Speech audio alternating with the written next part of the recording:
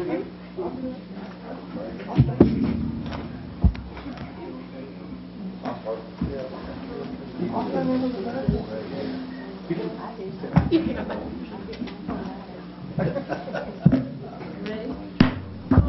to order. Jack and Bob, would you give the lesson?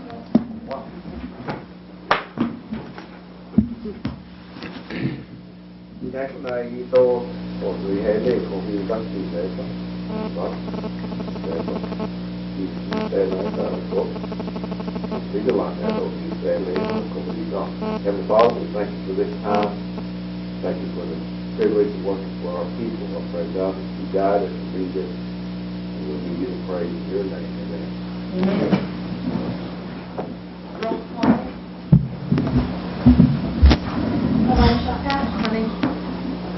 Joe Prentice, Bill England, Here. Bill John Baker, Here. Jack Baker, Here. Audrey Connor, Meredith Fraley, Here. Don Garvin, Chuck Hoskins, Bill Johnson, Taylor King, Donnie Keener, Amen. Jackie Bob Martin, Linda O'Leary, David Thornton, Eric Allen Watt, Honey. Phil Sharkey.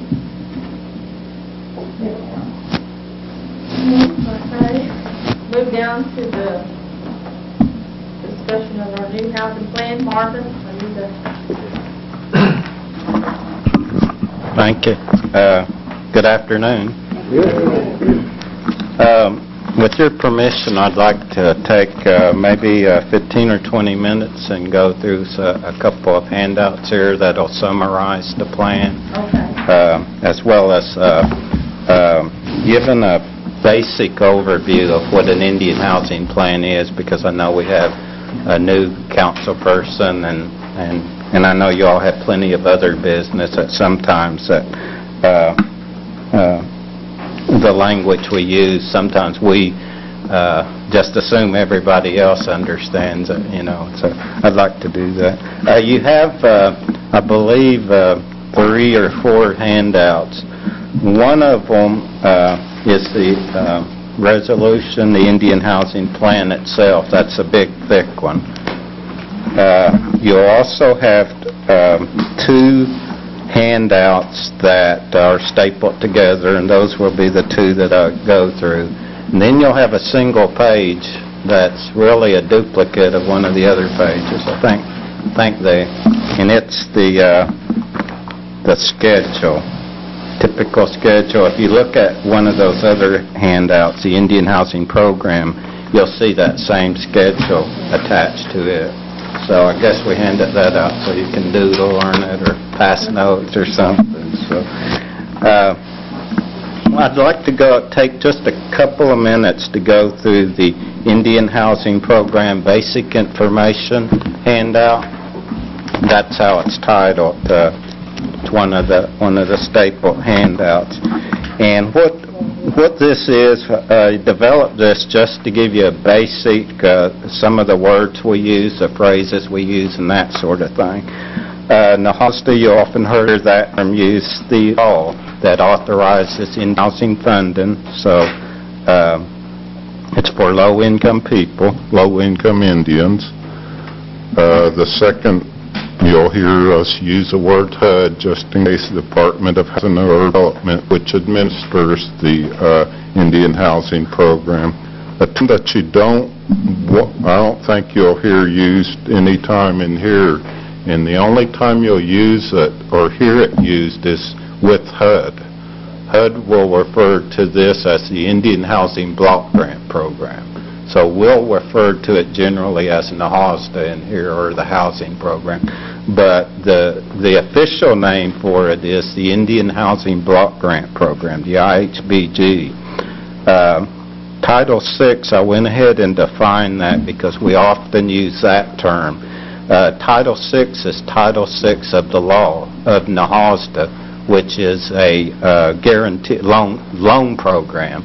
The rest of NAHOSTA, the Indian Housing Block Grant Program, is a grant program, which we get an amount that we set the priorities as to what to expend the money for. Title VI, or the Title VI of the HOSTA is different in that a tribe can borrow money and has to pay it back, of course. Grant funding, again, an Indian housing plan is, you don't get funded because you got the best Indian housing plan. An Indian housing plan is after a tribe is determined, this is how much money you get. Essentially, an Indian housing plan is saying, this is what we're going to do with the money. So it's not a competition. The Indian housing plan is not a competition to get money. It's a plan on how to use the money. Okay? The grant funding is determined in two ways. Through a formula, we get it based on how much need we have, which is based on the United States Census data, and we also get funding based on the number of houses that were built under the old Indian housing law, or under the old housing law, often referred to as the 1937 Act. These are the mutual help units, the low rent units that the Housing Authority currently manages. We continue to get money in order to maintain and operate those housing units built under the old law that preceded HOSTA. An Indian housing plan, again, is simply a plan as to how you use the money that you're allocated. Some of the things that are important, and I don't want to go into a lot of detail, but I know some of this has caused confusion in the past, so let me go through it briefly. An Indian housing plan, once you get allocated money, in this particular case we're dealing with the 2007 fiscal year money, it will always remain 2000 fiscal year money, even if we're expending it 2 years from now. That money from that particular plan always has that designation. And until we spend all of that money, only at that time do we close that Indian housing plan that's no longer in existence. So what that means is we're approving money allocated in the fiscal year 2007 with this proposal today. Out there, and what you have previously approved are other Indian housing plans that are still operating. We still have money. So, for example, we will call it the 2006 Indian Housing Plan money. That money is in the comprehensive budget. It's still being expended. It's still part of that Indian Housing Plan. And if we wish to change any of its use, we would bring the 2006 Indian Housing Plan back in for an amendment. Somewhat like we did a few weeks ago in the 2005 Indian Housing Plan, that we came back to amend it to use its particular money. So there is other Indian housing money out there other than this particular plan. Until that money is expended, those plans are still open and available for use.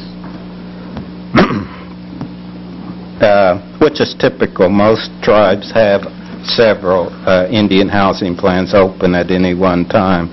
An Indian housing plan consists of 1- and 5-year components. We generally focus on the 1-year component. What are we going to do with this particular fiscal year 2007 funding, its goals and objectives? That Indian housing plan combined with the other 4 years makes up the 5-year Indian housing plan.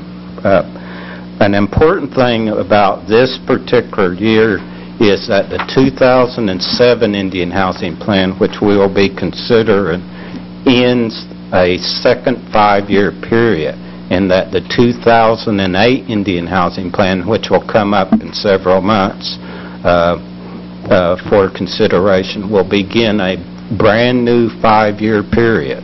So you can obviously see that 5-year period, now you want to reevaluate what the previous 5-year plan, how it went, and was it successful, and do you need to make changes and modifications. So it's an important year after we get through this particular Indian housing plan under this particular year to reevaluate what we're doing. The recipient is simply who receives the funding initially, and that's up to an Indian tribe to decide who it wants to receive the funds. On the next page, I went ahead and defined what the HACN, the Housing Authority, is. It was originally established to administer the 1937 Housing Act funds. Currently, it's a subrecipient of the NAHASDA funds. The Cherokee Nation is a recipient right now, and it administers several of the programs as well as passes through or sub-grants part of the money to the Housing Authority. Finally, it says the Indian tribe is a beneficiary. It's always a beneficiary, no matter who it designates as a recipient of funds. So that's just some of the language we use. The most important is what is an Indian housing plan and what are we trying to approve.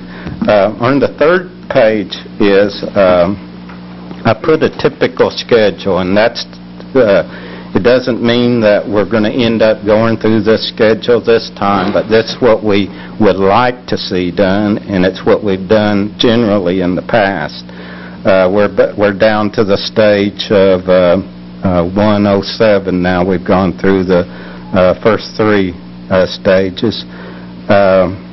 One of the important things about this, there's a couple of things. One of those is put it in all caps down at the bottom, in that approving the Indian housing plan doesn't authorize any money to be spent. What happens is the Indian housing plan is approved, sent to HUD, they give its okay, and then the nation has to put those in the form of individual budgets, which goes through the regular legislative process, budget by budget, which makes up the Indian housing plan. So that means that you have to approve those individual budgets before any money can be expended. The other important thing is Congress has not passed a HUD appropriations bill this year. I think they've only passed one appropriations bill, Congress has. So we're working with estimated amounts right now. And at some point in time, probably in maybe a month or maybe before the council actually considers this for a final vote, we may have the final amount, and if we do, hopefully the final amount will be more than the preliminary amount, and then we'll come back in and ask, that the extra money will be used for whatever it might be at that time. Okay? So that's the first handout, more of a general nature, and if anybody had any questions about that before we get into some more specifics on this particular Indian housing plan. Question? Okay, continuing. Okay, the next handout will say IHP, parenthesis 2007, major differences from the 2006 Indian Housing Plan. Instead of taking the big, thick Indian Housing Plan and going page by page, we'll do it like we normally do, is simply compare it to the previous Indian Housing Plan. And at the end of this, I'll be available for the rest of the time to answer any questions that we don't cover here. So, the major differences from the 2006 plan is that there's less money available. Will be one of the differences. Slightly over $500,000 less. We're calculating a bit more program income than we had previously. Program income is money that we draw down the money and invest it, and then it becomes income that's got to be used for housing purposes.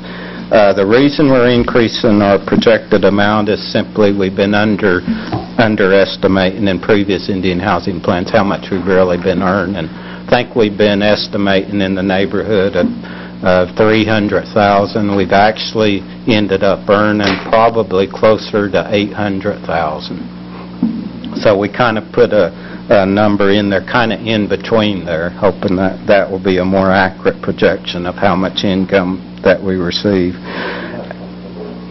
as we earn income in excess of what we projected, we come in with an Indian Housing Plan amendment, and then you all vote on what that extra money's used for.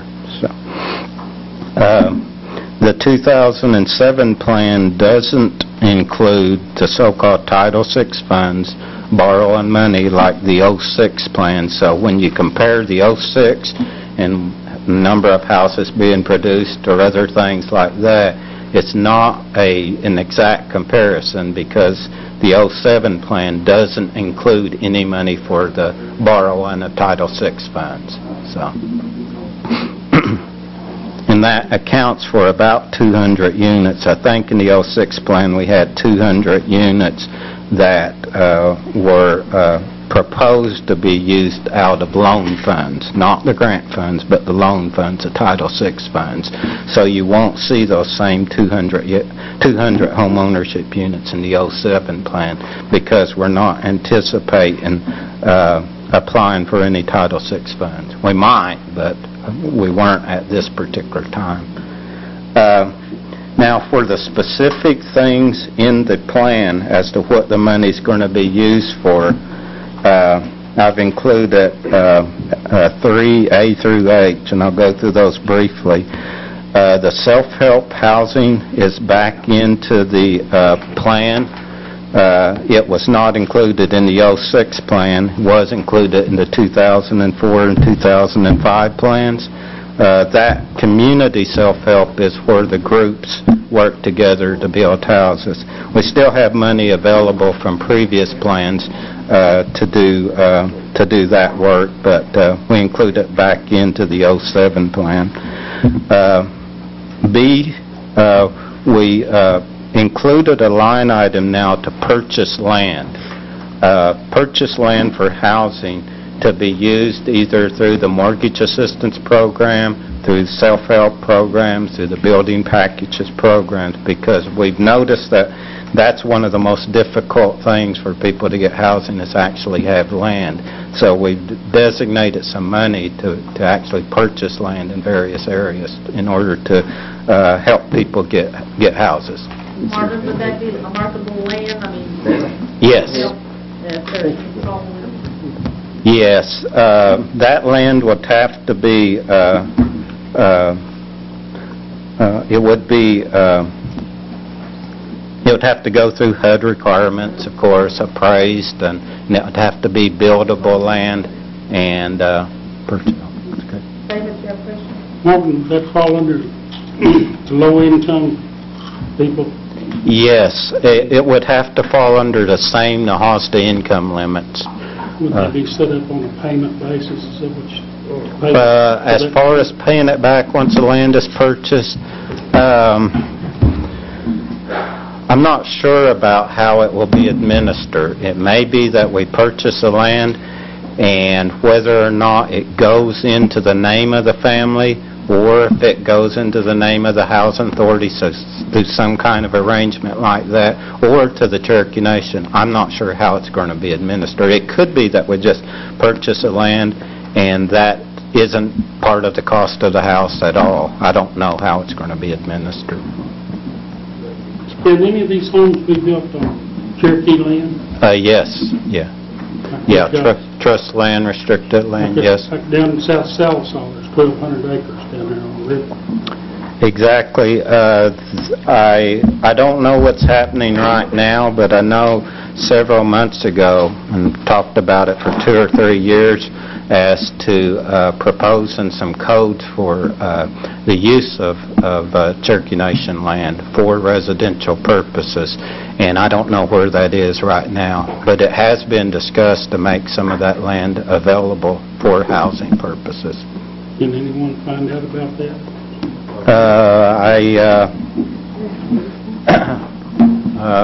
Not sure who to turn to here. Melanie? Tommy or David? Yeah, I think. Mark, we got a meeting Monday. We talked about it. Okay, they're going to meet Monday, and Melanie and I would probably be able to address the question if she comes here, maybe. maybe she can answer it too, because I'm just not sure. Did I see that, oh, that wasn't covered in there. Buying the land and then building the home on the land, like that $5,500 that's in this plan, that would be a payback on that $5,500? On the 55,000? $55,000. Yeah, okay. Yeah, yes. And that will be, the payback will be based again on whatever procedures, whether that, generally, I think that the rule that they're going by is that, for example, if you get rehab, you get a $15,000 grant, and or you get mortgage assistance, you get $15,000, so that the payback will consist of whatever it costs minus $15,000, which would make it equal to all the various programs, so that no one recipient is getting more than $15,000 worth of stuff. So, and I think that this land, the land right now is being purchased. It's just that it's included right now with the mortgage assistance or with the self-help program. What we wanted to do was separate it out and include a specific line item for future use, so that perhaps you designate a certain area, you go purchase 200 acres, let's say, or whatever it might be, and then people can decide to build, and they're also utilizing the mortgage assistance program or the Section 184 program or the self-help program. Would someone like, I know people that draw $600-700 a month, would they qualify for this stuff? Depending on, again, I'm not sure as to how well, let me give an example of how it might be. Let's say that the land was purchased for low-income people, and that through mortgage assistance they wanted to do a mobile home or a low-cost house, let's say. Maybe a USDA loan, which is intended for low-income people. It could be that that's combined with this particular land, and that land just simply saves the cost, and maybe they don't have to pay that back, which will better able to get those real low-income people housing. You know, maybe. Which one would be qualified to get a loan? On the Receive that funding? On the USD. Acre, half acre, a lot? What would qualify? For the USDA program, I believe that they still limit it to an acre, but if it's on a septic system. For the Cherokee Nation programs, I believe are limited to no more than 5 acres. But it's really what kind of septic system, you know, how large of a site do you need in order to have adequate septic system or sewer system? You know, people really don't like to move out, move away from the part of the country that they've been raised in, born and raised in. What I was primarily thinking of also was like Marble City. You know, right. They could buy a lot there, you know, it'd be under 5 acres. Yeah, I would encourage you to, that's specifically what the Cherokee Nation's going through, and through community services and others. It's a community planning process where you go to all the various communities like Marble City, for example, and you meet with people and you determine what are the needs there. And the needs may be for housing, and the need may also be, well, we can't get housing because we don't have land. And so then it's developed that in a particular plan that we need land for housing. So this would be a use of that particular funds, as well as maybe the Arkansas Riverbed funds and those kinds of things. So that kind of process hopefully will address, you know, the kinds of people that you're talking about and the particular communities. Because right now, or up until now, housing has always been based on a waiting list. and whoever has the oldest date of application. Well, if you're doing it one by one like that, you may not be able to group them in a sense together so that you can buy a large piece of land to put the people, say, in Marble City, because you're buying one site at a time, which makes it a lot more difficult to purchase land. So this is an attempt to try to plan it a bit better so that, and this is a means by which you may not have people what you're purchasing the land for right now identified, but you can purchase land for future development. So as people, let's say as people qualify for mortgage assistance or whatever, let's say again Marble City, you may have 40 acres there already purchased and developed, and as people want to live in Marble City and qualify, then they can start selecting some of those sites there, rather than being selected and then going out and having to find 1 acre someplace. That's kind of the ideal behind this particular thing. You know, there's, like those type of areas, some of those areas have over 80% people that live there that are low income Right. in that area. Exactly. Yeah. And it's hard for them to ever get ahead. Yeah. They just can't come out, you know. Yeah. And they need all the help they can get. Yeah, I don't... Would this primarily be also home ownership? Would they own this eventually? That is one of it would be for home ownership. The purchase of the land, the status of the land, the so-called land tenure, that's something I don't know. I know it's been discussed in all different kinds of ways. The deeding the land to people and having a mortgage, to the mutual help concept of keeping it in the Housing Authority's name until it's paid off after 25 years, or to put it in the Cherokee Nation's name and try to get it in trust. All of those things are being discussed, and I don't think that that's been resolved yet. And they may do a mixture of those, whatever's best for that particular area, maybe. So. Thank you. James Boston, Cherokee. Thank you, Madam Chair. If you answered some of the things questions I had, but anyway, you made a statement that land could be purchased in certain areas. Right. Okay. On that road. I was going to further talk about that because one of the things is, you know, there's a limited amount of money, and I was going to suggest that you become involved in that community planning process because that will determine identifying Cherokee communities or areas that need to be developed. Requires everybody's participation. I'm sure that they'll welcome that.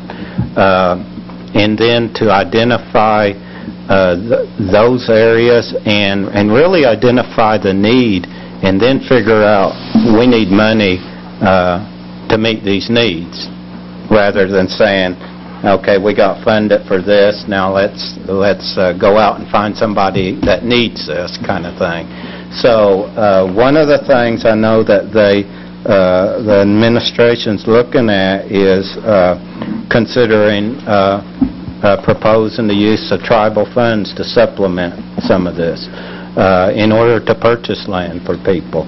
So this wouldn't be the only money available, and the process, I believe, by which it will be determined as to where land is purchased will be through that community planning process. Is making sure every area participates through the planning, gets those needs down on paper, and then deciding where they're going to build from there, or purchase land from there. So. Marvin, is there any of this funding can be set aside for a disaster, much like the one that we had up north where we had some houses blown away? Yes.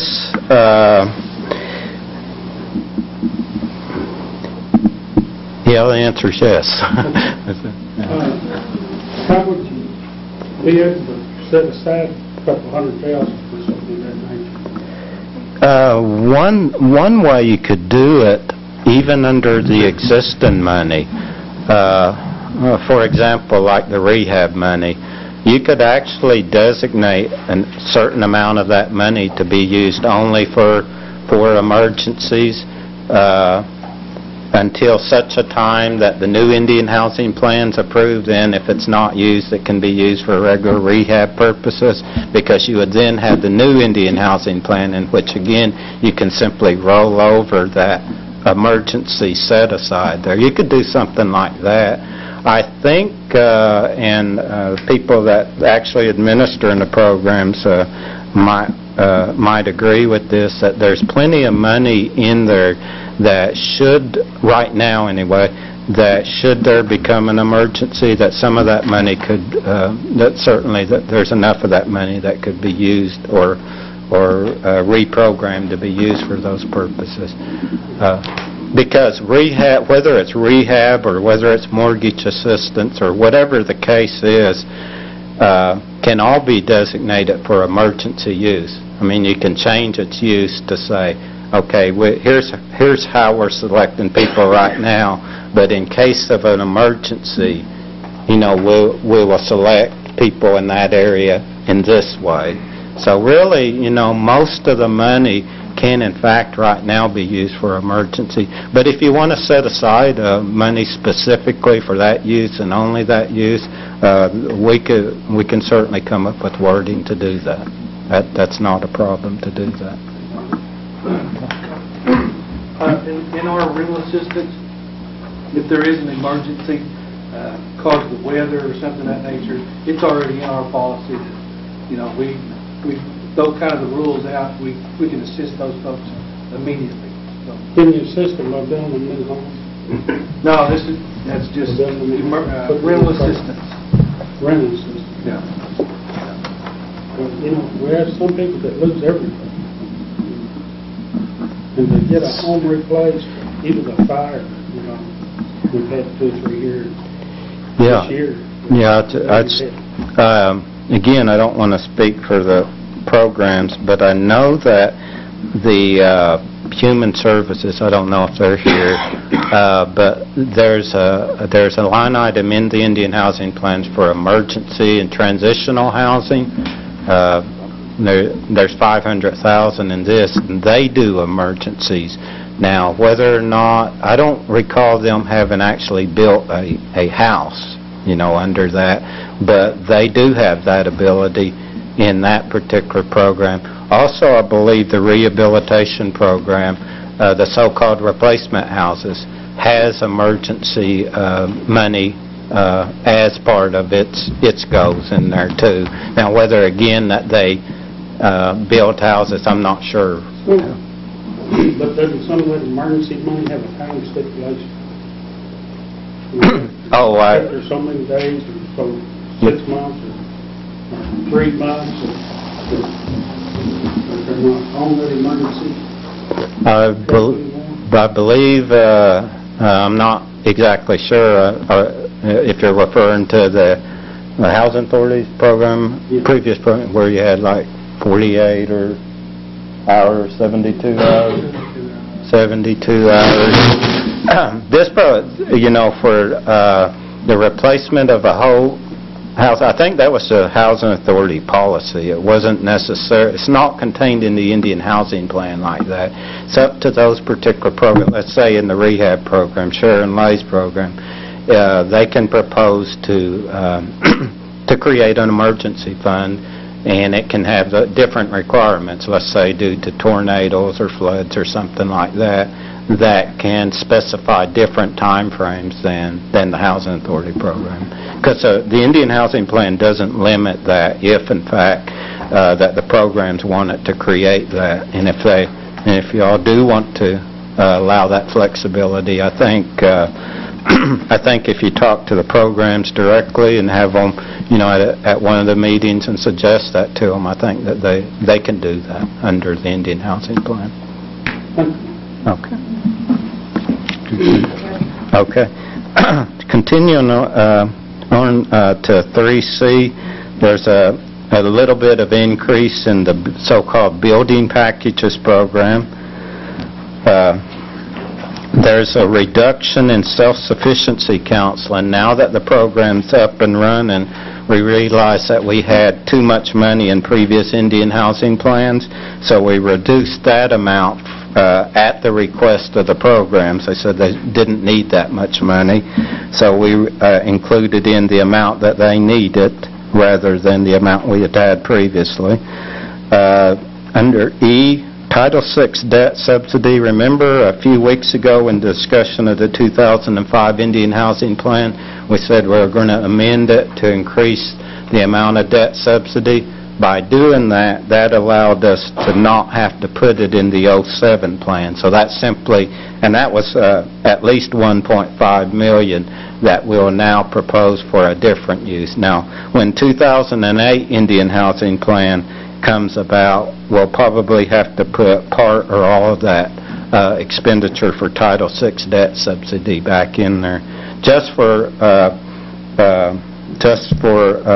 explanation purposes, the Title VI debt subsidy is when the Cherokee Nation and Housing Authority borrowed money through the Title VI program, the nearly $50 million to build 350 houses, whatever it was. That money's all got to be paid back. And what we did was, it's being paid back partially through the receipts. People are making payments, but because we wanted to keep it low, the payments as low as possible, we're subsidizing it through the grant program. So the money that's being paid back is the Housing Authority collects house payments from the families. We combine it with this grant money, and then that goes to HUD as a debt, or to the bank as a debt service payment. So that's what Title VI debt subsidy is. It's needed to be in a plan, but we've already accounted for this year's through that 2005 Indian Housing Plan. We had talked about emergency and transitional housing just a while ago, about its possible use in emergency situations. We've increased that amount because we've noticed throughout the years that that program generally spends all its money for good purposes, and we want it to increase that a little bit. The individual development accounts has been improved. Oh, okay.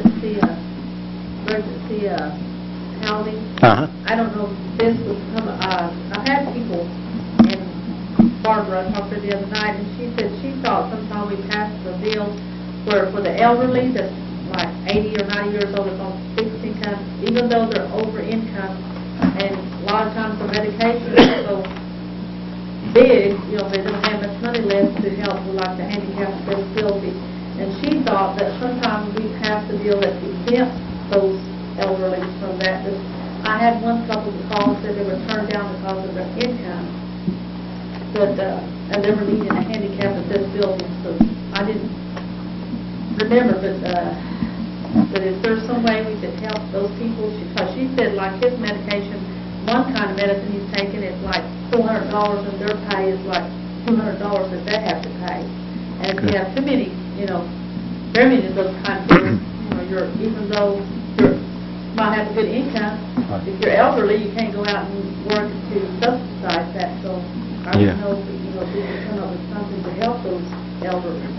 Yeah, let me address that by in a couple of ways. Generally, you can't waive NAHOSTA funding. There is a way to serve a few over-income people, but it's difficult to actually create a program that HUD will approve. The other thing is the tribal money that's going into handicap, which I guess we have. Yeah, we have people here that can address that, in which, of course, the tribe decides what its income limits are, and that would be the easier way, to address that particular issue rather than through the Indian Housing Plan money. I don't recall how much money is appropriated for that. Is it $150,000 or is it $200? Handicap accessibility.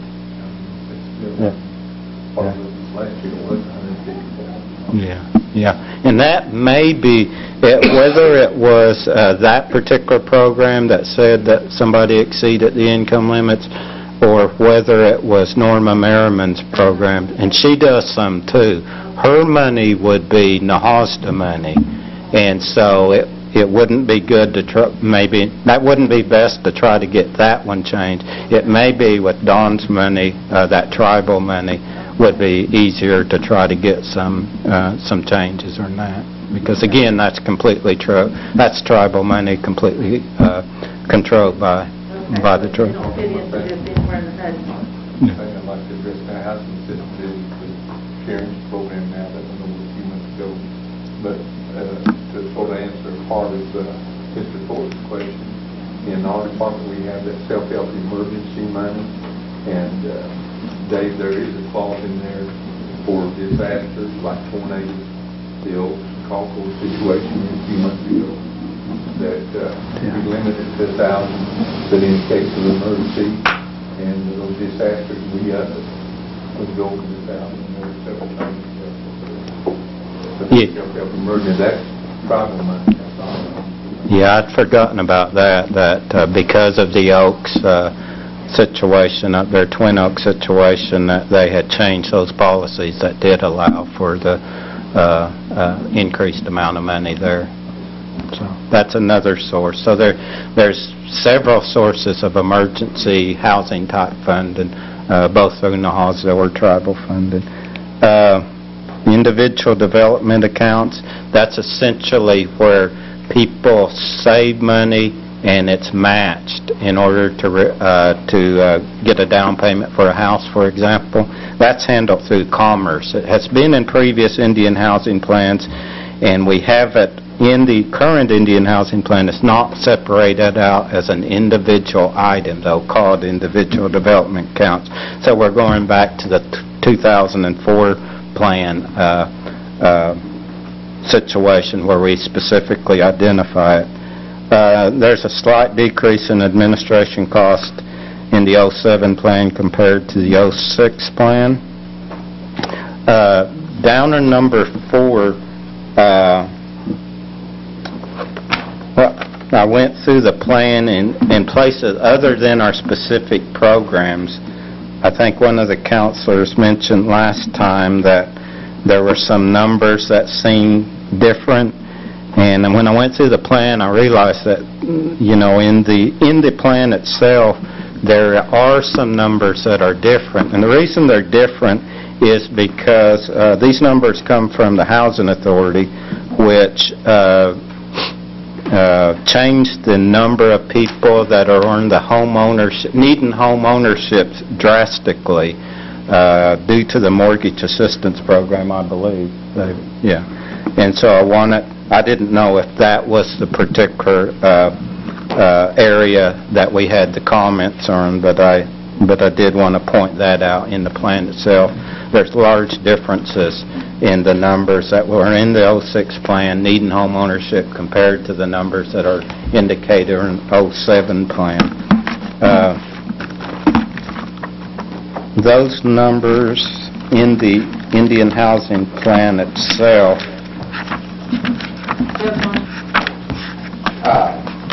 Mark, in reading this number 4, it says information provided by the Housing Authority shows a large decrease in home ownership needs based on application on file due to the elimination of the 100% substitute mutual health diet, a program in favor of mortgage assistance. I don't know that there's any less need. I just think we've taken hope away from the force of the court. yeah, I think that it's more the reporting of who is, how we're listing the home ownership needs. And the home ownership needs are or have been listed, which isn't the only way. We can add those back in. The home ownership is by the Housing Authority, who do you have on the waiting list? And essentially, by eliminating a whole bunch of people off of the list, that accounts for the numbers. We could include another line or another column that says home ownership not on a waiting list, or overall home ownership needs, or something, which could be reflected in that, you know, the 5,000 amount. But you're exactly right. That's correct. In that particular list, those particular numbers are on page 10 of the Indian Housing Plan, if you'd like to look at those. Now, I think all of the other numbers, or all the other columns for rental assistance and low rent and rehab, probably are pretty similar to the 06 plan. But you can see that home ownership list, or the home ownership waiting list information, is dramatically less. If you went and looked at the 2006 Indian Housing Plan, I think it showed over 5,000 total on the home ownership waiting list, and now it shows a 1,136 total, and then it's broken down by counties there.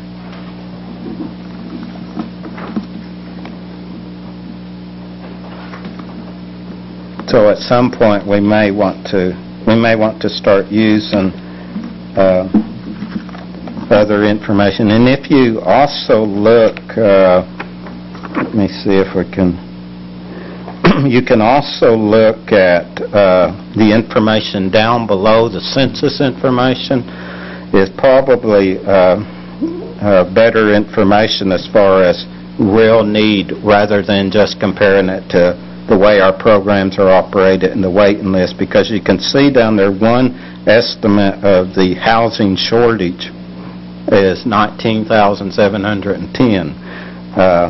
Then you can also see other numbers about the number of people living in overcrowded or conditions. Those numbers are based on the United States Census. And so those people, or those numbers, actually take into account people who haven't applied for anything. So those numbers there are, in fact, probably a lot more closer to the real need out there than those waiting list numbers.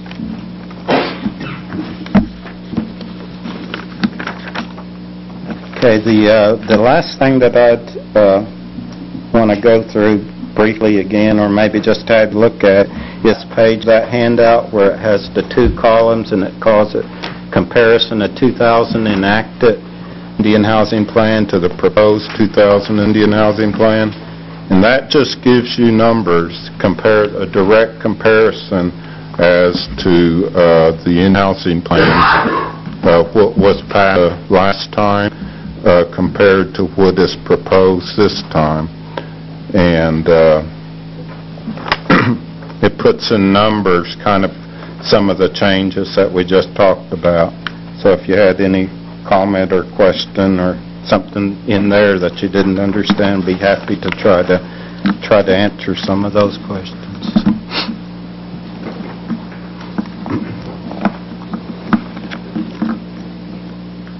And I'll be available. I'll be here the rest of the meeting if you want to ask me questions now or hear from somebody else. Anybody got any questions? That's all. Marvin, your individual development account. I know that's not big dollars, but what is that? Okay, that's the one where people participate in the program in which I believe it's a 3-to-1 savings. If they save $1, they put it into a checking account overseen by the Cherokee Nation. Then the Cherokee Nation, through these funds, will match it $3. And then at the end of then they go through like financial management and home buying training and those kinds of things. At the end of maybe a year or 2 years, they'll have that money that can only be used for like education purposes or for buying a house. So it's a savings type program, and it's really a useful program, I think. It's a different kind of program than some of our other home ownership programs, and it's a small one, but there have been people successful through it. Is this a new program, or is this something different? No, it's actually been in the Indian Housing Plans. As I recall, probably the first time it was in there was in maybe the fiscal year 2000 plan. Usually we had 80,000 in it, not very much, and but it's been in there. It's actually in the Indian Housing Plan right now, in the '06 plan, but it was included in the self-sufficiency counseling. And so the program, we take that self-sufficiency counseling, carve out $100,000 or $80,000. We propose it in the comprehensive budget, and then Commerce runs it.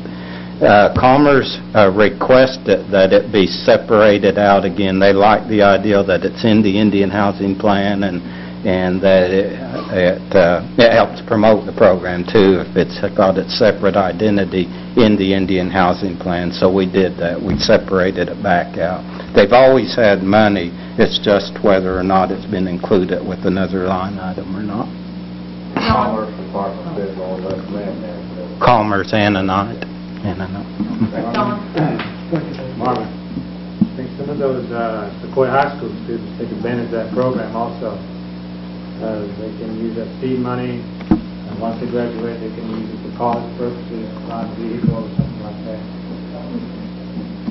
Yeah, there's a couple of different programs. IDA can be funded. This is one funding source, mainly for housing purposes, but there's also other funding that Commerce gets, for education purposes and stuff like that. So.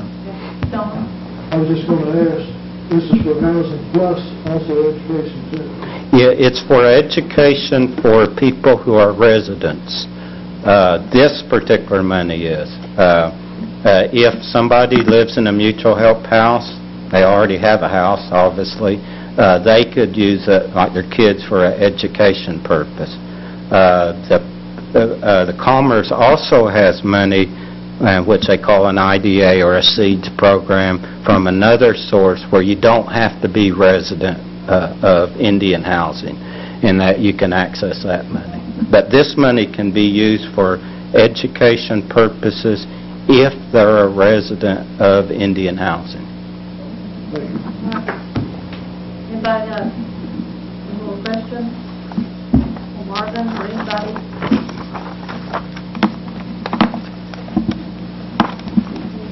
Good job, I guess, Marvin. Jack, anybody got any questions? Yeah, what's the raw grant program? Is that a similar? Yeah, the Ross program is a HUD-funded residential opportunities and self-sufficiency program. It is a competitive funding in that the tribe or the housing authority applies for money competitively. They apply for money. It doesn't have anything really to do with NAHASDA funds. It's a separate pool of money, and Indian tribes housing authorities can apply for that HUD money. And the Cherokee Nation received, I think Housing Authority also applied in conjunction with Commerce for some Ross funding. But Career Services got funded this Ross money that can be used for education, job training. It's resident services money. It can only be used for residents of Indian housing too, but it's a separate pool of money, and it's a competitive money. It comes out every year. Bill John? Yeah, and Marvin, I don't know if you're aware of or know, or if David can give us an update, or if we just know nothing on possibly receiving some of these mobile homes from that are in Hope, Arkansas, that were part of Trina's aftermath that we had applied for. I think they contacted and wanted to know how many we wanted, yada, yada, yada. Everybody got an update? Yeah. If so, do we need to make some arrangements in this Indian housing plan to subsidize that type of program? I think David can answer if there's an update, and then I'll address the question about The last, Todd Enlow is actually the one that's kind of being in contact with FEMA or whoever on this deal, and I really don't have an update other than some of the regulations that no one entity can get over 100, I think it was. You have to use them for affordable rental housing. So really, it's not, you can't just put somebody in and give them a title to the unit. But I don't see why you couldn't put them in and charge them $1 a year or something. That'd be affordable rental, something of that nature. But I had heard nothing else in the last 2 months over it. And I think FEMA was like, well, you can pass these laws if you want to, but it's really up to FEMA whether or not we give you these trailers. And as far as I know, there hasn't been any movement on it. Yeah. I have no idea. I know the transportation costs, you have to pay for that. Don't really know. I think there's range from travel trailers up to like these trailers you see on job sites that they use for office type deal. There's not really a whole lot of big trailers, I don't believe. They're just kind of small units. The last I heard, DIA and FEMA was working on policy. So, but there's got to be some avenue to where, I mean, they can't expect you to keep it in the entity's name forever. There's got to be some time frame to where be able to give somebody a deed to it. I mean, they don't have a useful life of all that long. So, hopefully there'll be something coming out soon. I don't know if it's not. And if I could address the Indian housing plan, whether there's money available issue. I guess one way to answer it is somewhat like I answered Councilor Thornton's ideal or the question that there's emergency money built into or can be used or redirected out of existing budgets already. But I also I know about the issue, and I was wondering whether or not that if it was more firmed up, I think that I probably would have recommended that we set aside some money in there.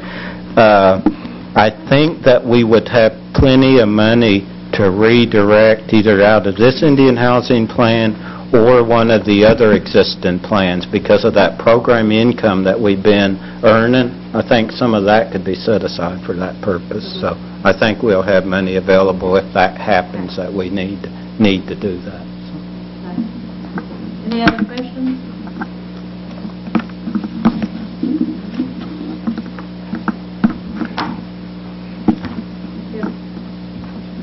Yes. Guess you did a good job, Mark. Okay. Well, thank you. David, do you have anything?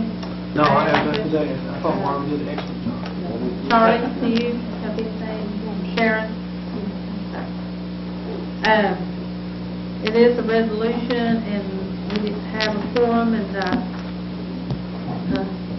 okay, and to pass this on to Jill.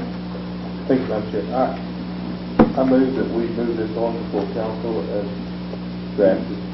Second. Second. All those in favor say aye. Aye. Those opposed? We'll go on to the full council 15.